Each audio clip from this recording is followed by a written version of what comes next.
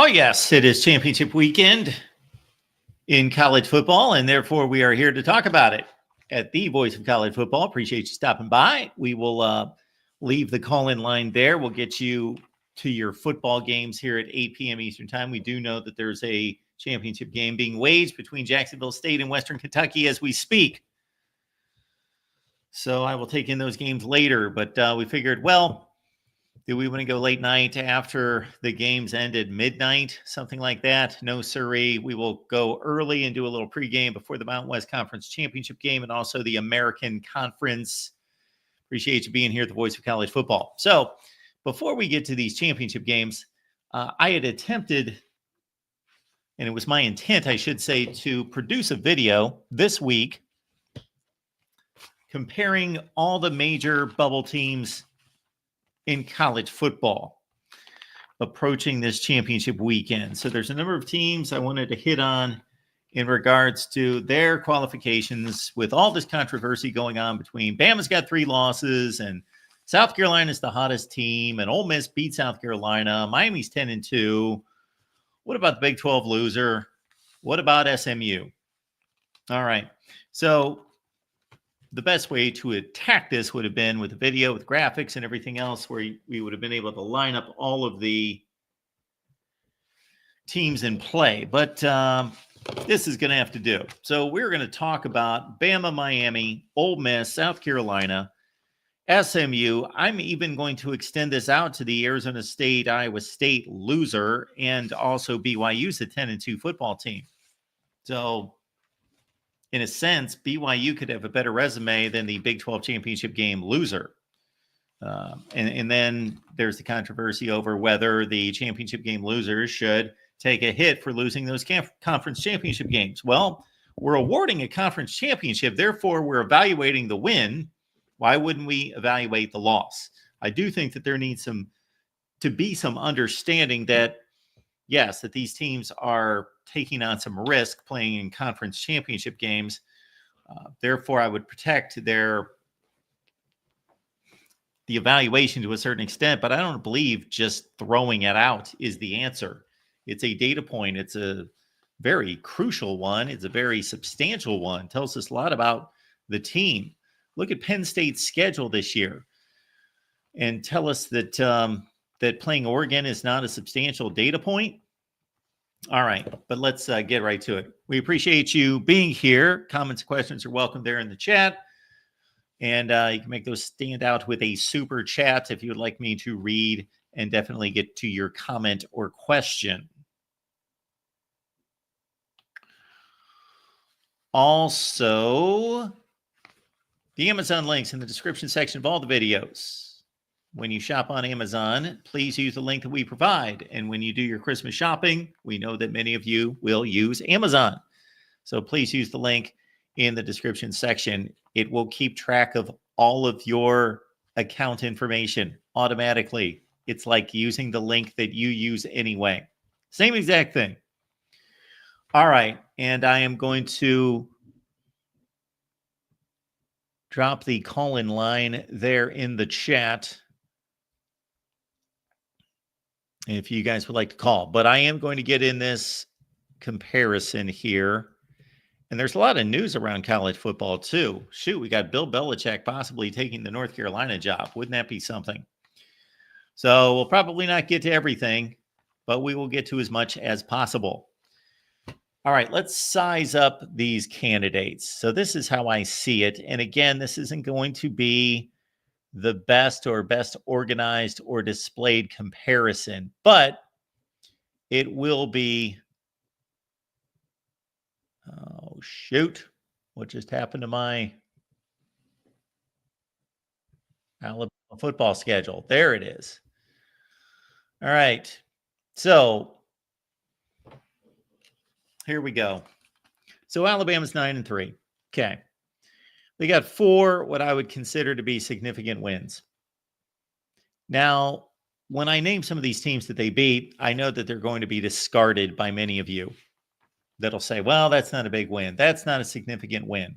Well, if these are not significant wins, then there are few significant wins out there, number one. And number two, even less significant wins if you just count the teams that we're comparing.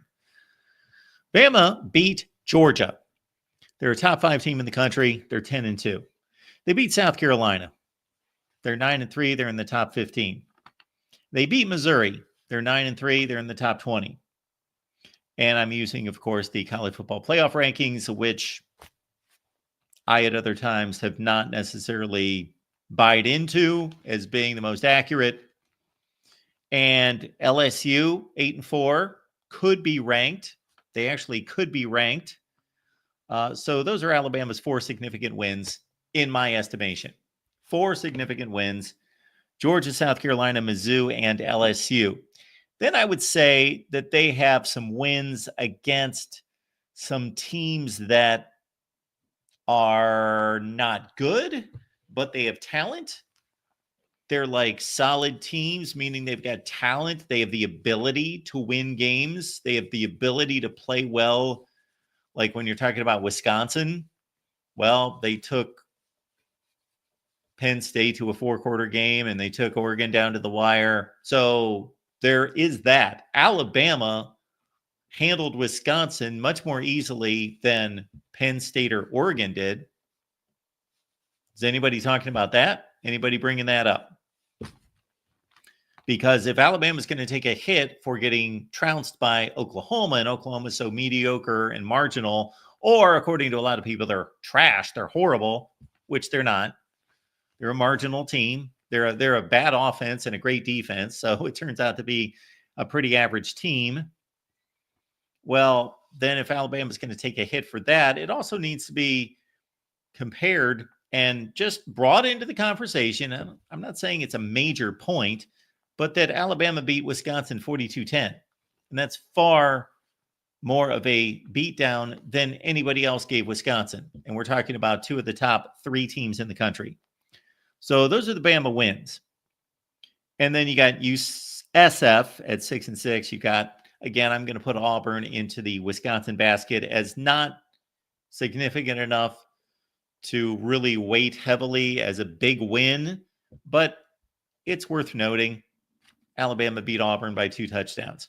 Okay, the losses, yes. The Oklahoma loss, bad. The Vanderbilt loss, not a good loss, but only a 5-point loss. Vanderbilt did have the lead the entire game. And Vandy finished at 6-6 like Oklahoma. And then you got the Tennessee loss. No shame in that. 10-2 Tennessee. Bama's strength of schedule is number 17 in the country.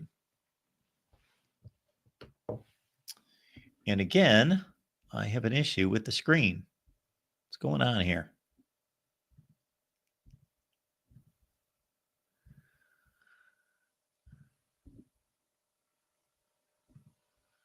Strength of schedule at 17. All right, let's move from Bama to Miami.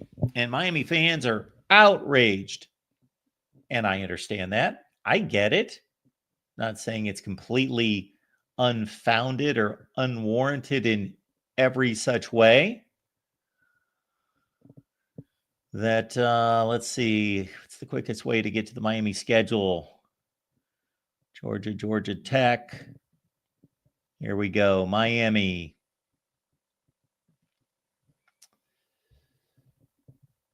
So Miami schedule is ranked 55th. Bama 17, Miami 55. Best wins for Miami. Beat a 9-3 Duke team. Does anybody here believe that Duke is a legitimate 9-3 team? Well, they won the games and they lost 3 games. So the record is legitimate. Miami won the game 53-31. Duke is not ranked by the College Football Playoff Committee. I have Duke ranked somewhere around 23, 24, 25. Miami beat Louisville. They are not ranked. They're 8-4. Many people believe that they should be ranked. I don't quite have them ranked, but I would have no issue if they were ranked. Again, if you're anywhere from 15 to 40 in the country, you're pretty close. Miami beat Florida 7-5. And those are all of Miami's wins against winning record teams. Duke 9-3, Louisville 8-4, Florida 7-5. And then if we want to throw in Wisconsin, Auburn, South Florida for Bama as wins that mean anything. For Miami, that would be Virginia Tech, Cal, and USF, as well as Bama beat USF. The comparison there, Miami beat USF by a more significant margin than Bama did. The Virginia Tech and Cal games, if you watch those games, or even if you just looked at the final score, you know that Bama or Miami squeaked by Virginia Tech and Cal. Miami's losses, Georgia Tech 7-5, Syracuse 9-3. Are those horrible losses? No, they're not horrendous losses. They're in the ballpark of the Oklahoma and Vandy losses outside the score. In terms of the quality of the teams, they're in the same ballpark. Just because Syracuse is 9-3 does not mean Syracuse is some outstanding football team. They're an okay football team. But, of course, Bama got trounced. Miami did not. Miami's strength of schedule, again, is number 55. Which brings us to Ole Miss. And Ole Miss has a couple outstanding games under their belts.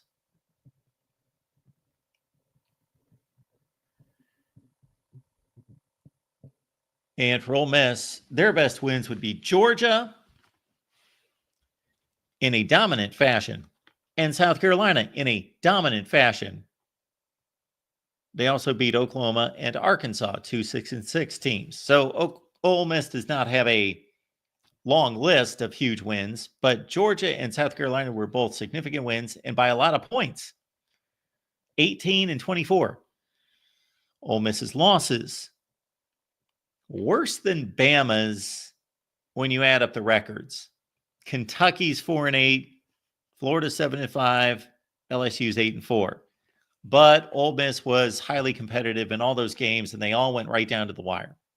Overtime game in which they didn't trail until overtime, had the ball in their hands, throwing the ball into the end zone against Florida. Kentucky, they missed a field goal as time elapsed.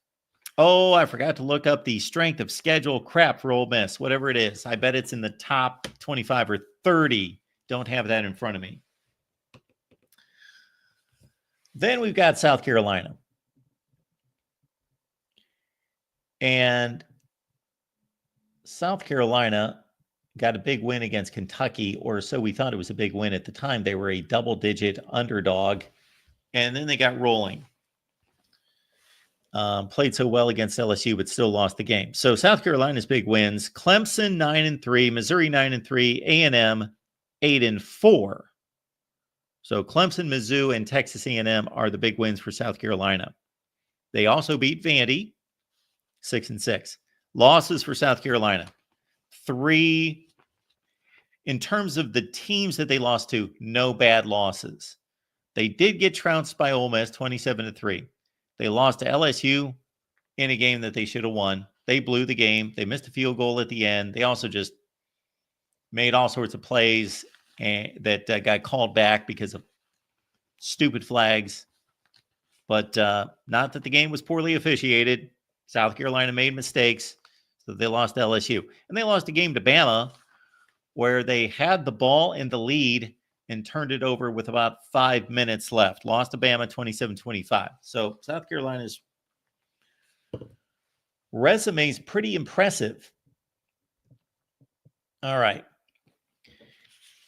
Then we've got SMU.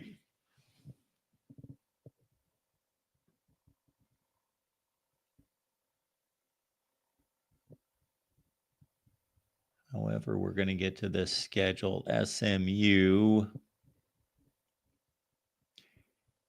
has been the most consistent of all these teams.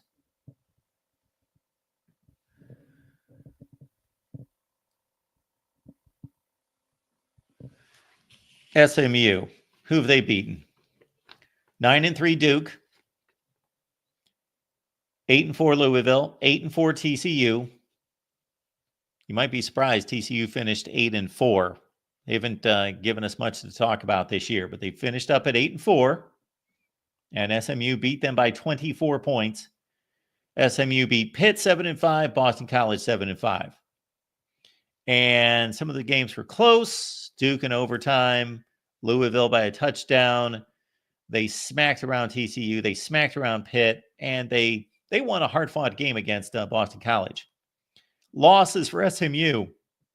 The BYU game, 18-15. The note there is that Preston Stone, last year's starting quarterback, started the game, and then they discovered Kevin Jennings off the bench.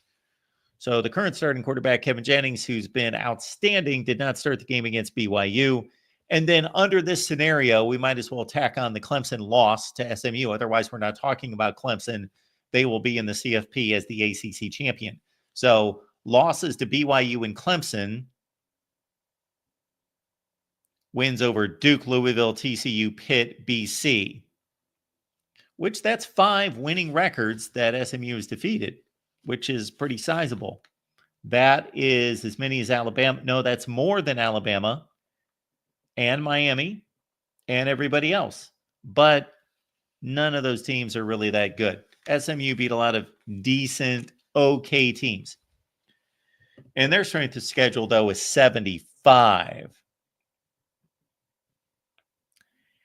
Now I want to go to this Big 12 trio. And then we'll take some calls.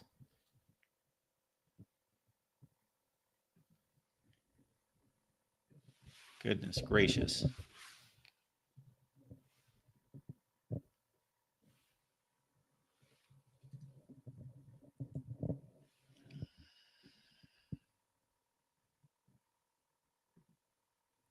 Arizona State came out of nowhere, played Mississippi State as their quote-unquote big non-conference game, won 30-23, which reminds me, I was having an argument with Brian Driscoll about this the other night, about these resumes. And when I said beat Mississippi State by a touchdown, he said, no, they beat them by 10. Now, did that really matter? No, but I see that I was right. They beat them by 7. Anyway, Arizona State here beat BYU, 10-2 team. Beat Kansas State, 8-4. That's it for Arizona State. Can you believe that they won 7 Big 12 games and they only played 2 teams with a winning record? 2 teams with a winning record out of all those teams. Arizona State beat BYU 10-2, Kansas State 8-4, and that's it. All right, we've got our buddy Adam stopping by. Adam, appreciate you being here at the Voice of College Football. Thank you so much for the contribution. It is much appreciated, sir. Adam says, Mark, the playoff methodology is flawed because it does not include the 12 best teams. Boise State, Indiana, SMU, and Miami are not among the 12 best teams. Do you have suggestions for revising the methodology? Yeah, we could really revise it in one fell swoop. We could just say Mark's going to pick the 12 teams. We could do that. I'm just kidding. If we really want to get systematic about it, we could take from all of these various reasonable, logical approaches: record, strength of schedule, and, number of, I would not even want to go ranked wins, because then that becomes a self-fulfilling prophecy to a certain extent. Don't like that. I don't like the politics that can be maneuvered by rankings and then claiming, oh, well, they've got 3 ranked wins and they've got none, when it's highly questionable some of the ranked wins, whether those are left out because a team like Duke is just outside the top 25. They have to be just outside the committee's top 25. They have to be. I can't imagine. I would love to know when the last time the regular season's over. So we have played 12 games in a regular season of college football going back to going back to the mid 2000s, like 05, 06, 07, I believe was the first year I can remember where everybody played 12 regular season games. That there's been a 9-3 team in a power conference not ranked. I would love to verify that. But I can almost state that for sure. So, record, strength of schedule, weight the wins, weight the losses based on who you lost to, who you beat, and what kind of dominance or lack thereof was shown. Give all those metrics and then roll it out from there. But man, you got to be careful every time put together some kind of formula, because if the formula is not airtight, then you come up with a system where, I don't know, Oklahoma State loses the Big 12 championship game by 4 touchdowns and still goes to the college football or the BCS championship game over a team that's more deserving, more worthy. So that's the deal on Arizona State. My issue with them is they've just beaten 2 winning record teams besides Texas State, who's 7-5 in the group of 5, and they barely beat them. Arizona State's 2 losses, Texas Tech 8-4. A lot of teams late in the season won ball games in the Big 12 that nobody really paid attention to. Baylor finished 8-4. Texas Tech and TCU all finished 8-4. And Arizona State, we want to talk about bad losses. And I know that Arizona State is generally not in this conversation, but I wanted to give the Big 12 a little love, wanted to give them a little respect and put them in the conversation. Of course, if Arizona State wins tomorrow, they're in the college football playoff. But if they lose, they're 10-3, just like Georgia could be 10-3, and Ole Miss, South Carolina, and Bama are 9-3. But the Texas Tech loss was by 1 score, 8-4 football team. They lost to Cincinnati, who's 5-7. So that's a bad loss. They did not have their starting quarterback, Sam Leavitt, for that game. Then we've got Oklahoma State. Or I'm sorry, we don't have Oklahoma State. They're not quite in contention at 0-9 in the Big 12. We've got Iowa State. Iowa State. And their resume looks like this. So for Iowa State, they have defeated 3 teams with winning records. Nothing too overwhelming here. Iowa, Kansas State, Baylor, all 8-4. They beat a West Virginia team that's 6-6. Iowa State's 2 losses, 8-4 Texas Tech. So it's kind of interesting to note that Texas Tech beat the 2 teams that are playing for the Big 12 championship. Texas Tech beat Iowa State, and also Kansas did. And then finally, BYU, since they can't lose, we could certainly note BYU's 10-2 schedule, because for one thing, BYU has one of the best wins in the country. From a ranking standpoint, they beat SMU, who's 11-1. And they beat Kansas State and Baylor, both 8-4. BYU lost to Arizona State, of course, 10-2. And they lost to Kansas, 5-7.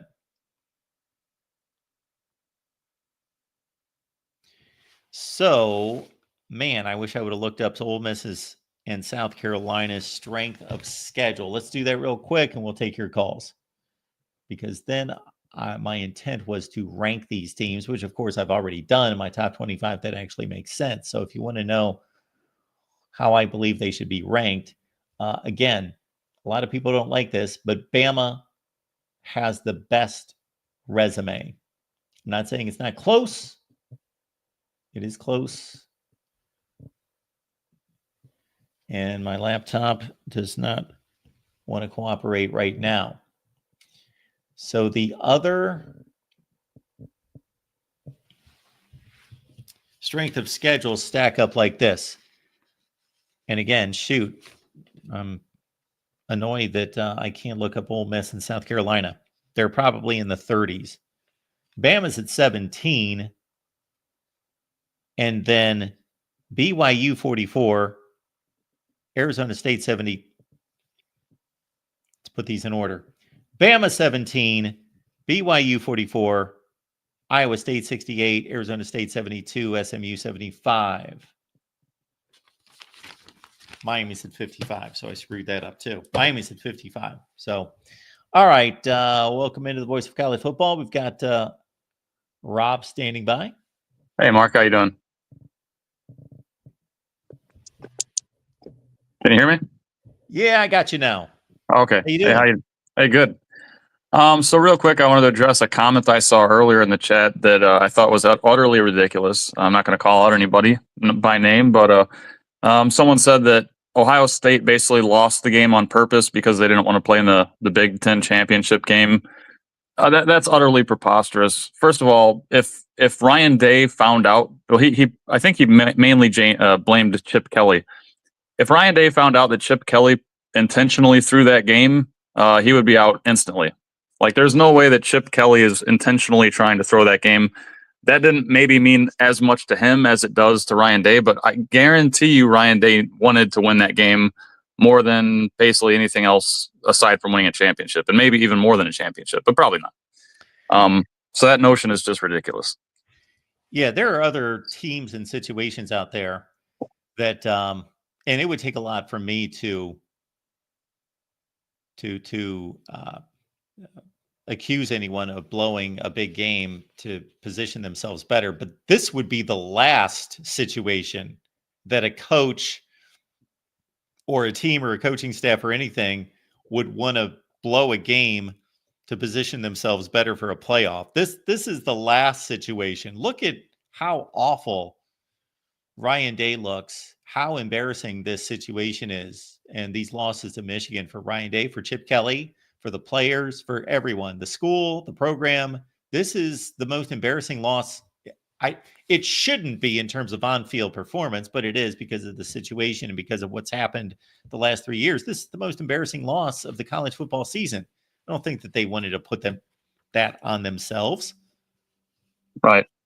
Well, it's probably the second most embarrassing loss. I still think my team, Notre Dame, losing to NIU was worse. But yeah, but this is much more scrutinized. Yeah, this one means more to Ohio State, obviously, because it's not like there's a rivalry in that other matchup. So yeah, definitely it was probably the overall most embarrassing, I guess, in that metric. But I just wanted to, I'm going to get off that now because I think we both agree that that's a ridiculous notion. But I wanted to make a case for Louisville real quick.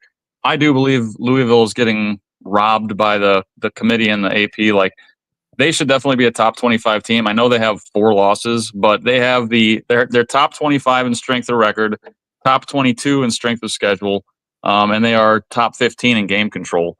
And really, a lot of teams have had one bad loss. Louisville's no exception, or Louisville. They had their bad loss to Stanford, which is terrible. That's kind of an inexplicable loss, but their other losses were to good teams and playoff teams, or at least playoff caliber teams. They lost to Miami, they lost to Notre Dame, and they lost to SMU. So 2 of those 3 teams are playoff teams. So really, Louisville to me, they crushed Kentucky, right? I mean, we saw what Kentucky did to Ole Miss. So in my opinion, Louisville is definitely one of those teams that should be in the top 25, but isn't. I'm just gonna, that's my opinion on the matter. Well, when I got to Louisville, I did mention that a lot of people believe that they should be in the top 25. I vet this out pretty extensively. I don't have them in the top 25. I don't believe I've got them in my top 25. I don't have it in front of me. I didn't quite put them in my top 25. I don't believe. Yeah, and I'm not saying that like they have to be, but for me, if I'm in my top 25, and I believe that I believe that they should be, because like I said, they're top 20, 25 and 3 of the biggest, like strength of record, strength of schedule, game control. They just had the one bad loss to Stanford, which is silly. They should not. I don't know how they lost that game, but I don't know how Notre Dame lost to NIU. I don't know how Ohio State lost. Well, I kind of know how Ohio State lost to Michigan. It was not a good coaching plan for them. But anyways, that's that's enough for Louisville. I just wanted to make my case for Louisville. I got two more things to talk about, and then I'll jump off because I know you probably got some callers here. I wondered if you saw the news about Bill Belichick in talks with the North Carolina job, and apparently there is a stipulation that he wants worked into the contract where if he gains, if he's hired, he wants his son to be named the coach in waiting. And I think that is a horrible, like, if North Carolina takes that, I don't know what to even say. That's unbelievable to me that they would even consider that. No, I have read nothing on that. I've only seen the headline and thought, okay, I got to get to this, got to look at this, and gather my thoughts and what I believe this to be. Bill Belichick is how old? He's 70 now, or close. Okay. I think he might be 69. He's one of the two. Okay. So he's 70 years old, and they just let go of a coach who's 73. So they pick up 3 years there. But so that's not a win-win situation from the standpoint of building a legacy with the guy and allowing him to build the program and be a mainstay for a long, long time. So it's more of a stopgap to a certain extent. That not that he can't coach for 5 years, but the second part of that, I had not heard anything about that. Yeah, that's when you agree to things like that, you were showing yourself to be needy, and that's buffoonery there to be guaranteeing jobs to unqualified, unproven people. Not that his son can't coach, but you don't know what's going to happen. You don't know who else is going to be available. No, you don't do that. Okay, there's two comments in the chat. I guess Belichick's actually 72, so I didn't know that. He's even older than I thought. And there was another comment that said it worked great for Iowa. Obviously, like a tongue-in-cheek comment, but quite on the nose. I thought that was funny. And then the last coaching debacle I wanted to ask about was, so I wondered if you heard anything about the Oklahoma State and Mike Gundy issue. No, what was the issue there? So essentially, been out of it today. Oklahoma State is wanting to basically force him to renegotiate his contract to take less salary so they can work it into the NIL for the program. And they say if he doesn't agree to that, then they're going to fire him with cause, which is insane because I don't see how the cause works its way into that. If it's a contract and they didn't agree to those terms to begin with, I'm a little confused on how that could work. But yeah, so the first part of that I have no issue with. That if they want to fire Mike Gundy, then go ahead and fire Mike Gundy. If he's not good enough to be your coach and he's coming off an awful season, only one, then we know that you don't have to have any cause to fire these coaches. Just that they did not meet your expectations, which is a very broad statement to make. But now that they would fire him because he failed to accept those terms and give back some money, that's the one that I have some issue with, because either you want him to be your head coach or you don't want him to be your head coach. And of course, you would like to save some money and be able to push more into NIL. I get that. And if he agrees to that, fine. We certainly have coaches that are given contract extensions and given upgrades for having just one season. How many coaches have gotten significant pay increases for one good season and then they nosedive after that or plateau and nobody's taking money away from them? So I understand the offer. I understand the try, but I don't think that they should hold him to that or hold that over his head. Just fire the guy if he's not a good enough coach. Is he a good enough coach to be your coach or not good enough to be your coach? right. Yeah, I thought that was pretty weird. Anyway, I don't want to take up too much of your time, Mark. Always good talking to you. I look forward to the rest of the show. Thanks, Rob. Appreciate you being here. So again, it would be much better if I could graphically show this all at the same time. But yeah, my top 25, that actually makes sense. See, I do not have Louisville ranked, and I understand the argument for Louisville, and we're certainly not going to spend time on determining who should be ranked number 24, number 25 in the country. I'm doing this more so to look at where I have these bubble teams ranked.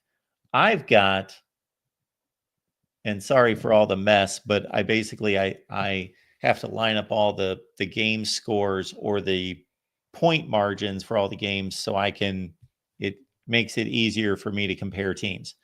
I've got Bama number 10, which means I've got them ranked one higher than everybody else, or at least the playoff committee. And that one spot, that's Boise State. Boise State's played an awful schedule. Of course they have. They play in the Mountain West Conference. So I've got Boise State down the list. I don't look at it the same way as just accumulating wins somehow makes you better. So we see this all the time. There'll be a hot group of 5 team. They'll either beat a marginal Power 5 team in their non-conference schedule, or like Boise State, they'll take somebody really good to the wire. They'll gain respect. Then they'll start beating a lot of bad football teams. And maybe they beat 1 or 2 decent football teams like Boise State did with UNLV. But Boise State a little bit different of a deal this year because they've pretty much had the respect from the beginning of the season and were ranked. Usually these teams are coming from an unranked status, like Tulane a few years ago, like Liberty last year, where if you look at Liberty, were they preseason ranked? Of course not. Were they ranked when they were 3-0? No. Were they ranked when they were 5-0? No. Were they ranked? I believe they had to get to like 8 or 9-0 to be ranked. Did they beat anyone during those couple weeks leading up to being ranked that significantly boosted their resume? That boosted their resume at all? No. They just continued to beat the worst teams in the country. And at some point, there's this switch that goes on for the voters or the committee that says, oh, this team's 9-0 now. And they just beat Louisiana Monroe by 13 points over the weekend. And now we're going to rank them, where they just beat up horrible teams the entire season. So I've got SMU at 9, Alabama at 10, Ole Miss 11, South Carolina 12, Miami 13. And I truly believe that if you think Miami should be ahead of the SEC teams, that's fine. I get your point. Bama's got bad losses. Miami's got another win on those 3 teams and a better record at 10-2 versus 9-3. But Miami should either be ranked ahead of all 3 or behind all 3. I do not buy into the perception that the committee actually analyzed those schedules and those results and those resumes to a T, and they believe Miami is better than Ole Miss and South Carolina, but not quite as good as Alabama. No. Those 3 schedules are so similar, and their results are so similar. Alabama, Ole Miss, and South Carolina ahead of Miami from my perspective. But if you're going to rank Miami in front of somebody, rank them in front of all of them. But this is how I have the bubble teams right now. SMU 9, Bama, Ole Miss, South Carolina, Miami, 9, 10, 11, 12, 13, with Iowa State, whom I believe to have a better resume. I know Arizona State is ranked above Iowa State. I don't know how they get ranked above Iowa State by the committee. I know it's only one spot, but I've got them flipped. Arizona State has 2 wins against winning teams. Against teams 6-6 and above. They have 2. Iowa State has 4. I think Iowa State's got a better resume slightly. 14-15. And then Boise State's at 17. Again, it doesn't matter for them because they're in the playoff. Then I got BYU at 18. All right. We are going to go to the real MVP right here at the Voice of College Football. The real, what's going on? Oh, nothing much. How about you, Mark? I am doing great. How are you? I guess I'm I just doing asked you good. that. You're doing fine. What's going on? Well, I may be in a very small minority camp here, but I believe the playoff committee gets too much hate now. Like, Okay. they deserve hate, but it's gotten to the point of everybody just so biased and looking at it through their sole lens that I feel like obligated to defend the playoff committee because people are talking about suing the playoff committee, talking about how it's quote unquote rigged or how quote unquote corrupt. It's just ridiculous, Mark. People arguing BYU should be in the playoffs. People arguing Arizona State should be in the playoffs. People arguing Alabama bias. I mean, it's just gotten to the point where people can't put any actual tangible arguments up forward. At least with the playoff committee, I don't agree with all their rankings, but at least they're putting arguments that involves facts, analysis, and unlike the people that are complaining, just putting up feelings. Well, that is true. I just don't like the way in which they distribute those points. They don't use I them agree. accurately, and they don't use them consistently across the board. But yes, at least they use facts and metrics and logic, where a lot of fans, yes, are just all you have to do is ask them who they root for, and that reveals their take on any of these topics. Right. It's even gotten so bad that even Commissioner Brett Yormark, I think, needs a reality check.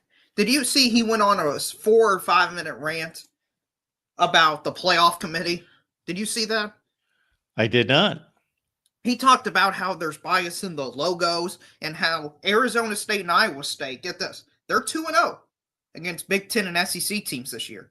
Boise State, 0-1. Therefore, Big 12's better, Mark. What do you think about that argument? Yeah, that's so pathetic that it doesn't require in any way. I can't justify responding to that. Yeah, but this is an actual argument put up by a leader of our sport. It's insane. I mean, congrats, Arizona State. You beat the worst FCC team by a lot, by 7 points. Meanwhile, you're comparing that with Boise State, who lost to the best team in the country, unanimously the best team in the country by 3 points on the road. It's pathetic and ridiculous. Yeah, and so was he being interviewed, or did he just make a statement? He said, they were having their conference about having the big Arizona State and Iowa State coaches on a call talking about the game, and Big 12 Commissioner Brett Yormark at the beginning of it talked about the players, the coaches and stuff, talking about their resumes, said, before we go on, I want to talk about the college football playoff. So we basically had all this written down as a prepared statement. And that was one of the actual lines he said in there. And that's 74%. I don't know where the 74% stat comes from, but I can't figure out. It's 74% of Big 12's wins is against Power 4 conferences. I don't even know what that means, Mark. But to me, that's just such a meaningless stat. Like, I don't even understand how the math works out. He's obviously including the games that they're playing against each other. Right, but that takes it down to 50% right there. So how would you get the extra 24%? No, he's just talking about the total number of wins. Like, if you added up all the wins from all the teams in the Big 12, which is roughly going to be about 7 to 8 per team times 16, it's about 80 wins, let's say. No, it's more than that. It's 100 wins, let's say. That you add up all the conference wins, and then you add up when they won out of conference games, that it's 74%. Well, of course it is, because 75% of your schedule is played against your conference. It's just a dumb statistic. Yeah, but I mean, this is things again. I'm saying they're arguing. This is the actual quotes that they're saying, and it's just oh my gosh, can we not have any critical thinking in this country? Is there any critical thinking left in our society at all? Not much. Or is everybody's just so stuck in their silos. How about this, Mark? Instead of there's some big conspiracy theory, how about Alabama has played better throughout the course of the season than Arizona State, a team that went on the road against Texas State, Mark? Not Texas, not Texas Tech, not Baylor, not TCU. Maybe the worst, outside of Rice and those teams like that. Maybe the 10th best team in their own state, and won by 3. Yeah, I know that was an early season, like ESPN Thursday night game, and that was a That was a nail biter. Right. It just shows you the absurdity of the playoff system and the structure, in my opinion, because how is that team more likely to get in the playoffs right now than Ole Miss in Miami? It's just, I'm sorry, but it's stupid. Arizona State should have 0% chance to make the college football playoff because they're not even close to being one of the 12 best teams. They might be one of the 20th best teams in the country. But well, nobody said the 12 best teams were going to the playoff.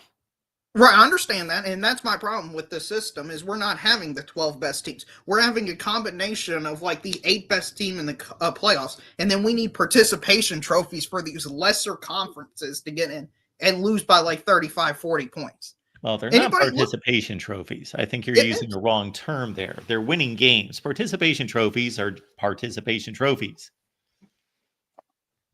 I mean, who's listen? Maybe I'm in on another type of minority camp here. I'm not excited for these conference championship games. I just don't care.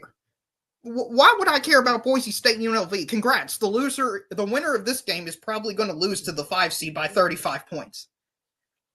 I don't care if it's a Boise State helmet or a UNLV helmet that's rolled out there onto the field. They're still going to get crushed. Same thing with SMU Clemson. If SMU wins that game, they'll probably get crushed. And same thing with Arizona State, Iowa State. Does anybody care? Does anybody care about in the playoffs? Oh, man, great season for Iowa State, but they got crushed in the playoffs. I don't think anyone does. And I believe this because if you look at the TCU from 2 years ago, significantly less people watch the national championship game. Significantly less people watch the TCU Michigan game compared to Michigan Ohio State. Nobody cares about these lesser teams. It's just a vague talking point that people like the underdog story, but nobody likes the underdog because people don't watch the underdog. Well, let's get through this first playoff. Let's give them a chance to represent themselves. Let's do that, DeReal.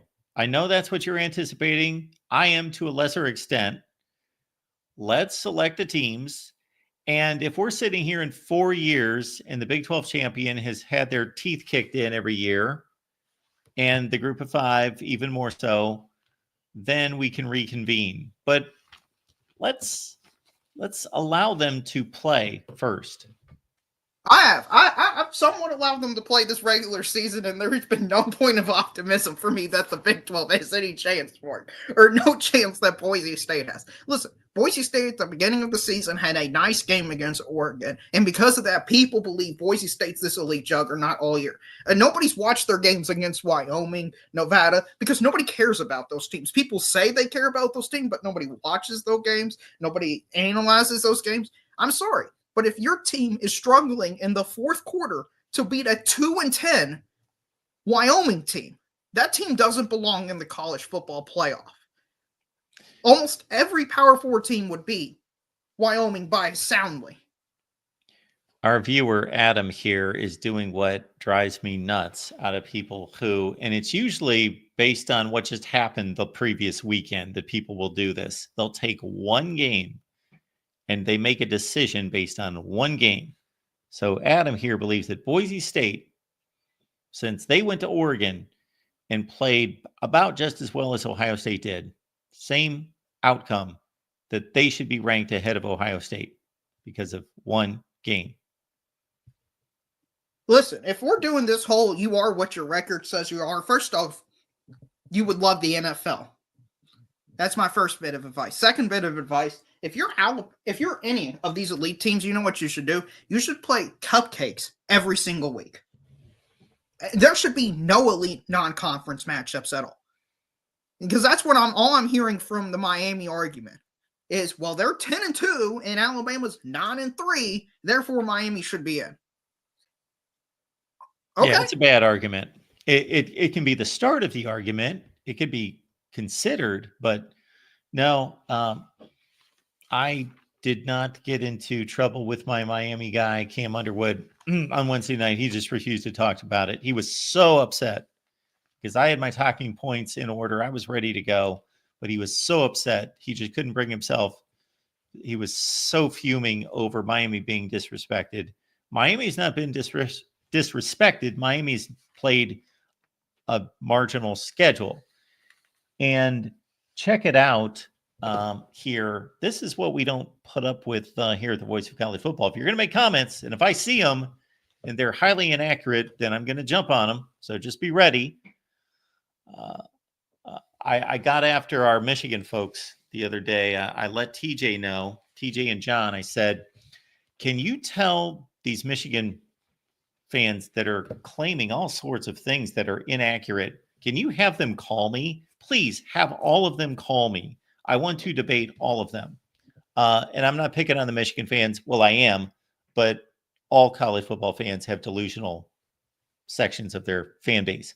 But check it out, says Power 4 teams have problems against lower teams. Well, yeah, occasionally, but Power Conference teams win just under 90% of the games against the Group of 5 every year, just under 90%. And, there was a stat I put together. I'll take a little credit for this. Not that nobody could do this, but I didn't see it anywhere else. When I looked at and I'll do it again this year. We could do it tonight. If you look at the conference championship game participants from the Group of 5 and their games against the Power 5, oh my goodness, last year was something like 4-16. And we're not talking about against the teams that are going to be in the playoffs. We're talking about Illinois and against, teams like that. Right. There's some other comments I'd like to call out. There's this comment from Adam, and he seems like a good guy. He likes the NFL. And listen, as a Chiefs fan, I love the NFL right now. Maybe arguably better in college football with the way the Kentucky Wildcats has been doing. The ACC has not been disrespected for the decade. And what do you mean an NFL had a 7-loss team winning against the Patriots? Are we saying 7-loss college football teams can win the Super Bowl over an undefeated team? Is that the argument he's making? Sorry, the NFL has a lot more parity than college football. The teams at the top of college football have a lot more depth than the teams at the bottom teams. The NFL is based on parity. The ideal NFL schedule is everybody being 8-8. That's not the way college football works. If you want to have teams that are 5-7 make the playoffs, then we shouldn't even have a regular season. If that's the direction you want to go with it. I mean, see, at this point, if we're going to have 8-4 teams, 7-5 teams, if that's what we're getting to with 16-32, then we shouldn't even have a regular season. Because we can just guarantee teams like Alabama, LSU, Ohio State, all these teams are guaranteed to make it in no matter what they do because their talent level is so significantly higher that it's impossible for them to lose 5 games. It's just ridiculous. Oh, when was the last time Ohio State's lost 5 games? Well, the Luke Fickell year, they went 6-6 that year. With an interim head coach? With an interim head coach. Other than that, you got to go back to 2001. So 2 times in the last 23 years. Yes. We can put it in Sharpie that they make the college football playoff. Why the ACC is being disrespected? Easy. Mark, did you look at the recruiting rankings? I know that they recruited no 5 stars as an entire conference. You know what the highest ranked ACC team was? Miami, 14, 15? 14th. 14th, Mark. And not only that, that was the highest ranked team that is not in the ACC or SEC and Big 10. It's 14th. This gap is only getting larger. It's not getting smaller.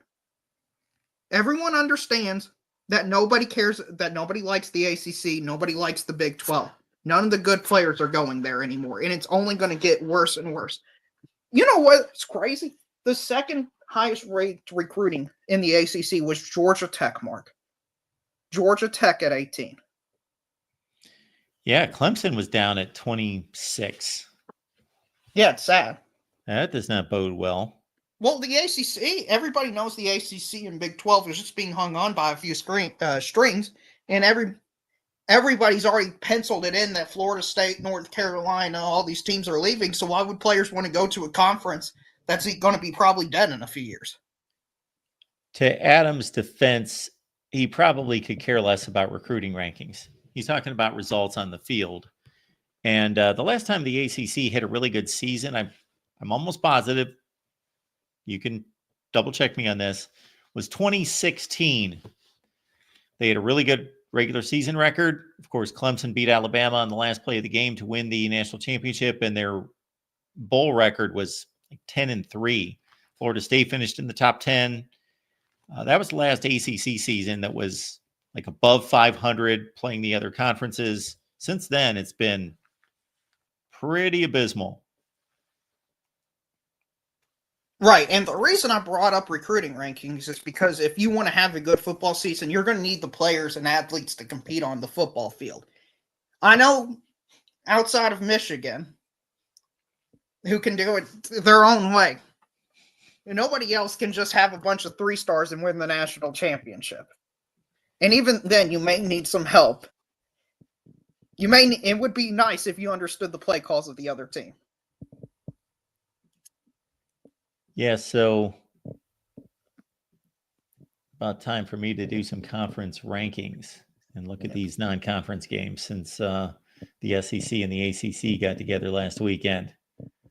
Yeah, we went 3-1. Also, to answer, I believe it was Jim R's question, Mark, do you know where the highest ranked Big 12 team finished?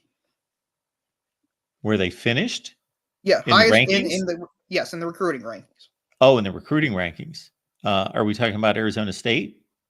No. Oh, no. The highest, yes. I think it was TCU, right? 23? It was 24. 24. Right behind Washington and slightly marked, only 3 spots ahead of mighty powerhouse Mississippi State. Just shows you how much of a joke that conference is. Absolute joke. Mississippi State has the 13th best recruiting rankings in the SEC. Just in the SEC, they're 13th. And they're almost at the same level as the number 1 team in the Big 12. Yeah, and Clemson may earn a spot in the playoff and a top 4 seed, possibly, after losing to South Carolina and Georgia. There are only 2 non-conference games. I hope we get rid of these stupid seedings. These seedings are absolutely ruining the integrity, in my opinion, of the national championship. I'm sorry, but Ohio State should not have one of the hardest roads to make the national championship this year. If they're the 8th seed, they're going to have to play probably Tennessee, then Oregon, just to get to the semifinals. Or if you're the 5th seed, you get to play Arizona State, Iowa State, and then Boise State the next round, most likely. It's not equitable, Mark. You know, you like fairness. You like equitable schedules. How about in the playoffs, we get the most equitable schedules? How about the team, Mark, that has the best season, get the easiest path to win it all? Can we do that? Yeah, well, that 5 seed business needs to be addressed. There's no question about that. And there's a number of ways to do it that could be effective. I understand. And if everybody wants every conference or most of the conference to be represented, just have every conference have an auto bid, but you don't guarantee them the seeding. Just have the 4 best teams get all the buys, and then Arizona State be the 12, Boise State be the 11, SMU be the 10 or the 8 or wherever they finish up. That's all you got to do. Keeps integrity the championship. This isn't hard. I mean, you think in this room where they had months and months to figure it out, Mark, somebody would have been like, you know what? Maybe the 5 seed has such an easier path than the 1 seed. How did this not cross anybody's mind at any point during the process? It's ridiculous. While you were going on your rant, I was doing my best in my head to add up the ACC non-conference schedule, non-conference record against the other conferences. I might have slipped up a little bit. I don't think I did. 7-15 is not good, Mark. Yeah, that's the record. And then the Big 12 is 5-11. Yes. So they're combined, what, 12-26? Yes. Oh, my goodness, Mark. That's horrible. And that's not even taking into account the seedings and anything. So one of those 5 wins was Arizona State winning at home against Mississippi State. A game in which the number one team in the league should always beat the last place team in a different league. Yeah, that should not even be. You got to give some credit, but very, very little. Honestly, I'd give credit to the SEC team for being that terrible and just competing at that level. I mean, seriously. Sure. Yeah. I mean, this Yeah. is a team that lost to Good Toledo point. by 1 billion points, Mark. Mississippi State's terrible. Bold conferences. Oh, something I was going to ask you about. Did you do your comparisons to BYU? Yeah. We've got BYU here. What are you looking for? Well, people were legitimately complaining that BYU should be in the playoff and their resume is better than Alabama's.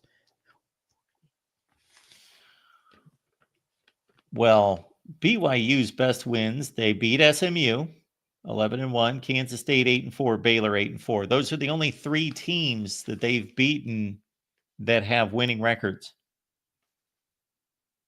That's it. Right. Oh, and there's also this other narrative within Big 12 circles that Kansas is a good win because they got hot at the end of the season. Do you believe Kansas is a good team and is a good loss for these highly ranked teams? No, not at all. And so, yeah, you got Kansas wins over Iowa State and BYU. Did they get better? Did they improve? Yeah, sure. That's fine. We can cite other examples of teams that get a little bit better at the end of the year. Shoot, UCLA got better near the end of the year. They finished 5-7 as well. Right. Well, the Big 12 circles acting like Kansas is like 9-3, 8-4 with their wins over Iowa State, Arizona State, Colorado. You know, they're just acting like they're setting the world on fire. Something else that bothers me, Mark, and makes absolutely no sense is how come we're treating these conference championship games if they're just in this vacuum and they have no recourse if they lose the game? I'm going to be very upset if Penn State loses to Oregon, especially soundly, and is still ranked above Ohio State. Why should this be the case, Mark? Yeah, I was talking to an Oregon guy, Spencer McLaughlin from Locked On, the other day. We were talking Oregon in the Big Ten championship game, and he was trying to argue that Penn State, regardless, should be ranked ahead of Ohio State. I said, explain to me how this isn't a simple deduction. Number one, Ohio State beat Penn State. They beat them on the road. They beat them by gaining about 150 more yards in total offense. They clearly were the better team. Wasn't a blowout by any stretch, but they were clearly the better team. Point number one. Point number two, I find it inconceivable. Maybe it could happen. I don't think it's possible that a team could play as close a game and lose as Ohio State did at Oregon. So if Penn State does that, if Drew Aller is sliding at the 20-yard line with 1 second left on the clock and he doesn't get the timeout in time, then I will say, okay, Penn State played Oregon just as well as Ohio State, although the game will be in Indianapolis and not at Autzen Stadium in Eugene, Oregon.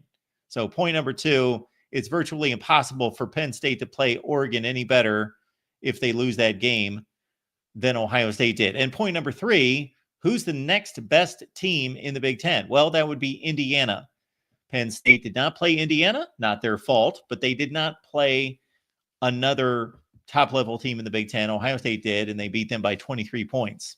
So they just have a better resume, and they beat them head-to-head. Well, then, I'm not sure if you're reading the comments, but can you explain Keep Chopping's comments? Because I honestly don't understand the words, and if you put them all in a sentence, I understand all the words, but I have no idea what he means. So maybe you can explain it to me. Would it be that one? Yeah, and the one before that.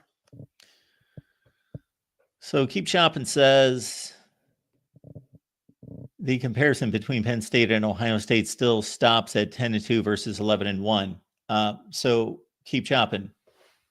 An explanation here. Penn State, if they win the Big Ten championship tomorrow night, no one is arguing that they will be the Big Ten champion. They may be the number one seed in the country, probably the 2 seed, and that will be Penn State's. No one is talking about that situation. So we're assuming that Penn State loses the game. That's the argument. We're not assuming it, but for the case of this argument, it's that Penn State has lost the game. So they're 11-2 at this point, and Ohio State's 10-2.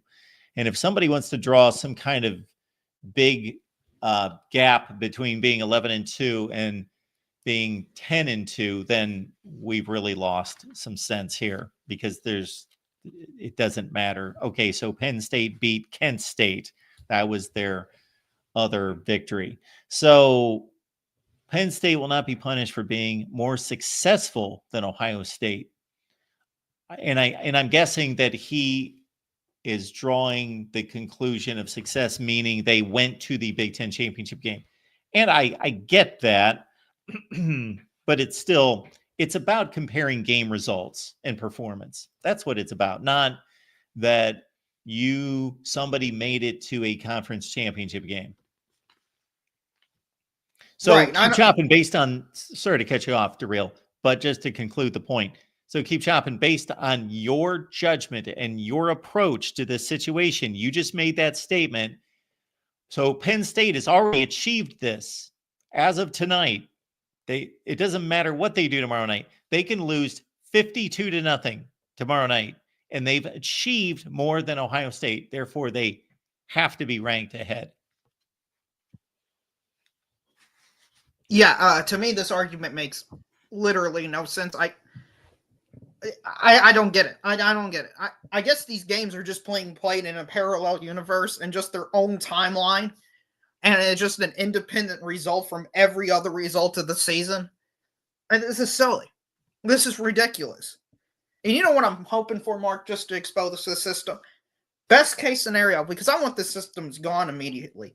SMU loses. Alabama still gets selected as the 11th seed, and they win the national championship. Because everybody was talking about, we need lesser teams to win it all. We need teams with worse records. We need teams that are basically eliminated early in the season. Alabama's your team. If there was ever an 11th seed to do it, Mark, it'd be this Alabama Crimson Tide seed. So I'm rooting for them to win it all. I hope they win, and especially I hope they play Boise State or UNLV or some terrible team in the second round, while Oregon's having to go and play Ohio State. I just want this system exposed so badly. And I think we're going to see some ugly, ugly games and some ugly, ugly results, because I want this changed immediately. All right, Derail. Yeah. If Alabama wins it, is legitimate championship. Is that a question? Yes. Yes. Oh, I'm just making sure. Oh, man. If you're able to run through a gauntlet of 4 games, and even if the first one is not so ridiculously difficult, yeah, the national champion will have earned it in this playoff. Absolutely. Okay, Mark, it's good seeing from you. I'm hoping Keep Chopping calls in and explains his Connor Stalions logic. Thanks, Derail. All right, I believe this will be our last call, though. We've got our buddy Adam stopping by. Adam, how you doing? Can you see me, Mark? I don't know what. Can you see me or? Oh, you're on the air. You're fine. Just keep Okay. going. We'll I don't know why you can't see me, but yeah. No, it must be the box is blank, so that's weird. But yeah, I'm doing okay. I had the flu over the last 7 days, and I'll tell you, when you're 48 years old, soon to be 49, it doesn't treat you very well. But on the mend. Sorry to hear that, and glad to hear that you're on the mend. Thanks. Yeah, I just have a couple of points. Number one, I don't agree with this dichotomy between the most deserving team and the best teams. I think that the most deserving teams are, by definition, the best teams. And I don't think anybody deserves anything for that matter. Our goal should be to identify the best teams. Now, the second point I want to make is I see a lot of people in the comment section focusing heavily on a team's record, but you can't give it that much emphasis when there's such schedule disparity, because if you take the logic of record being a predominant factor, then SMU, Indiana, and Boise State would have to be ipso facto above Georgia, Ohio State, and Tennessee. And I don't think any reasonable person would say that that should be the case. So even those who have a primary emphasis on record would have to admit that other factors must come into play. And that's why record alone or predominantly doesn't work. My third point is that the committee is using inconsistent rationale. In some instances, to justify its rankings, it's looking at head-to-head results. In others, it is not. And a perfect example of that is putting Ohio State below Penn State, even though Ohio State went into Unhappy Valley and defeated them 20-13.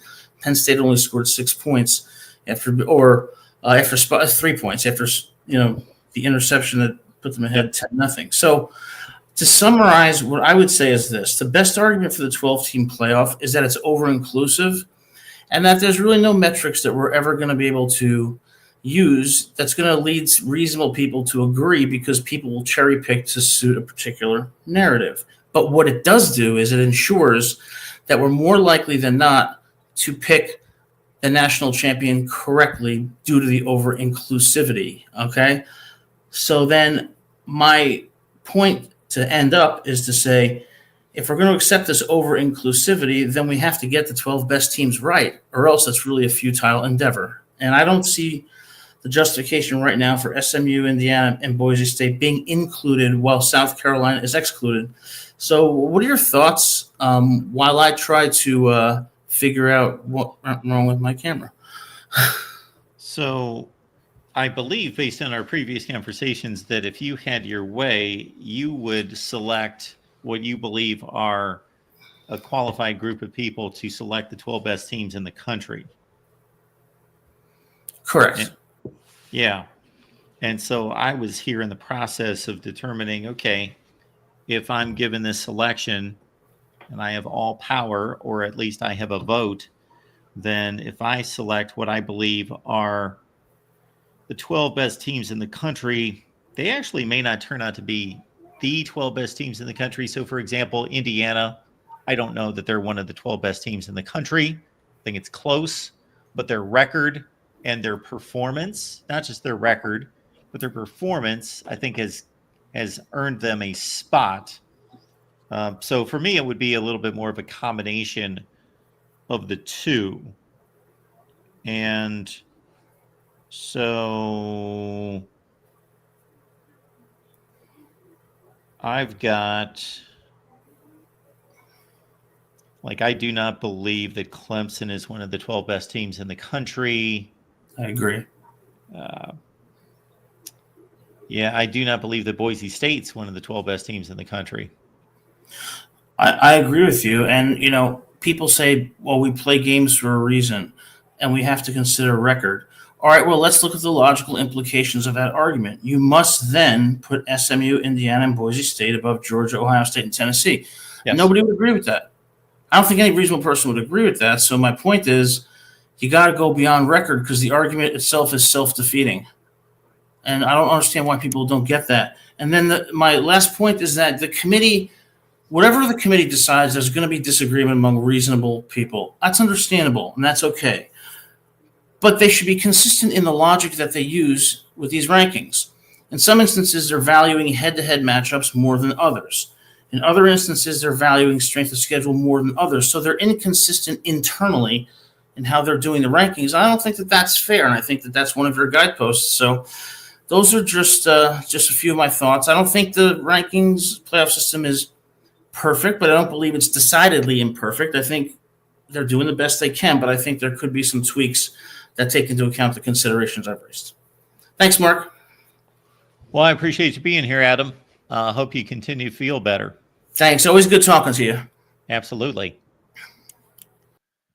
Adam always brings some good thoughts to the table. And certainly all of you have a different slice and a different perspective on the way this should be worked out. And for me, this 12-team playoff and the arguments that have ensued about the very final spots shows us that, do we really want a 16-team playoff like a lot of people want? Then we're really going to meddle around with teams that are undeserving, or not just undeserving, probably going to be exposed clearly once they get to the playoff. So the issue I have with the 12-team playoff is more than anything, I think it's going to play out that there are certain paths that are much easier than other paths. And of course, the much acclaimed number 5 seed is a prime place to be. And that shouldn't be the case. That should not be the case. However, since it has yet to be proven, I'm stuck between what I'm anticipating, and most of us are, that 5 spot is the sweet spot, and that there are a lot of beyond that, a lot of inconsistencies, obviously, in the criteria, but also in terms of the seeding, ins and outs that need to be figured out and need to be responded to. But until we see it actually play out on the field, we need to see the Big 12 send a losing team, send a team that is going to lose a first round game or a first game for them 4 straight years to then address this. I want to see the merits of the teams currently during this regular season be the thing that provides the playoff teams and the seedings, not what we perceive to be the best or what has been the best in the past. Even though that may continue to be true, I want to see it play out. I don't want to see assumptions made. And I don't think that there are a lot of assumptions being made about these playoff teams, even though the SEC bias is being proclaimed and that is being held up as the narrative for these playoff selections. I just simply think that Alabama has a better resume than Miami. And had South Carolina been able to pull out that game against Bama, then they would be the team, or Ole Miss would be that team. So I don't necessarily believe that Alabama is the better team over Ole Miss and South Carolina, but they have the better wins, and they've got the worst losses, the worst looking losses, but they've got the better wins. And again, South Carolina has to take a backseat, in my estimation, because of the head-to-head losses to Bama and to Ole Miss. Otherwise, South Carolina, they just picked the 2 wrong teams to lose to. If Bama and Ole Miss were safely in the playoff, they had won other games and they were 11-1, 10-2. Those would actually be to South Carolina's credit. That's what's crazy about this. And this is the first time that's really hit me, that in another scenario, if Bama was better and Ole Miss were better and they were safely in the playoff, those games for South Carolina would be to their credit. And they would have an advantage and be evaluated above anybody at 9-3 for sure. And then they would be evaluated above these 10-2 teams. But they are stuck behind the head-to-head losses to Ole Miss and to Bama. Well, we've got the Mountain West Conference Championship underway. Let's go watch it together. I will be here throughout the day on Saturday. Adam, thank you so much for the Super Chat contribution. And we'll be here with instant analysis throughout the day on Saturday. And of course, the big wrap-up show on Saturday night, taking your calls on Championship Sunday. And then we'll be live for the watch party when the college football playoff rankings are revealed, the final rankings. That's always a good time. It's always a controversial time. Let's spend it together on Sunday at, I believe, noon Eastern time. So Saturday night call-in show to wrap things up, the Sunday rankings reveal show, watch party right here at the Voice of College Football. See you then.